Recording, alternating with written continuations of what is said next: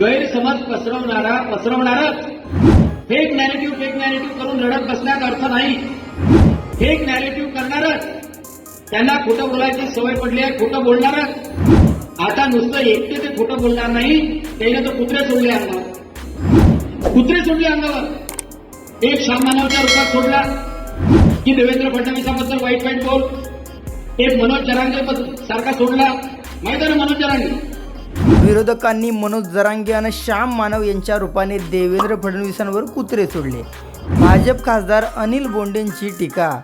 खोटे नॅरेटिव्ह आपल्याला खोडणं आवश्यक आहे. गैरसमज पसरवणाऱ्याला पसरवतच राहणार आहेत. फेक नॅरेटिव्ह असं बोलत बसण्यापेक्षा किंवा असं रडत बसण्यापेक्षा खोडून काढणे आवश्यक आहे. अनिल बोंडे तर काय म्हणले, खोटे नॅरेटिव्ह आपल्याला खोडणं आवश्यक आहे. गैरसमज पसरवणारच आहेत. फेक नॅरेटिव्ह करून रडत बसण्याचा अर्थ नाही. त्याचं खोटं बोलण्याची सवय पडलेली आहे.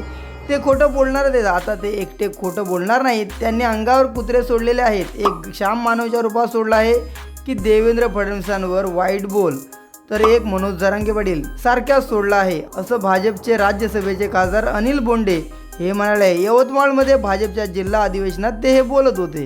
अनिल बोंडे म्हणाले, मनोज जरांगेला मी विचारतो, अरे बाबा, मराठ्यांचं आरक्षण करतो. आत्तापर्यंत मराठा मुख्यमंत्री किती होते? यशवंतराव चव्हाण होते, वसंतदादा पाटील होते, शंकरराव चव्हाण होते, अशोक चव्हाण होते, पृथ्वीराज चव्हाण होते. त्यांच्या सांगण्यावर तू बोलतोय. तोही 83 वर्षाचा म्हातारा कधी ना कधी मुख्यमंत्री होता.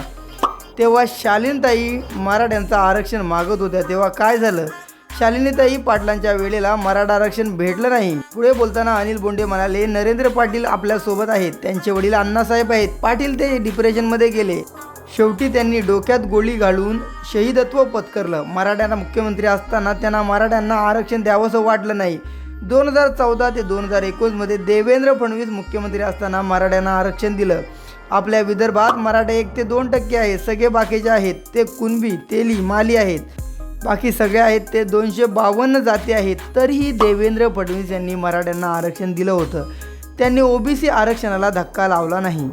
विरोधक सातत्याने भाजप नेत्यांबद्दल गैरसमज पसरवित असून त्यासाठी अनेक कुत्रे सोडलेले आहेत.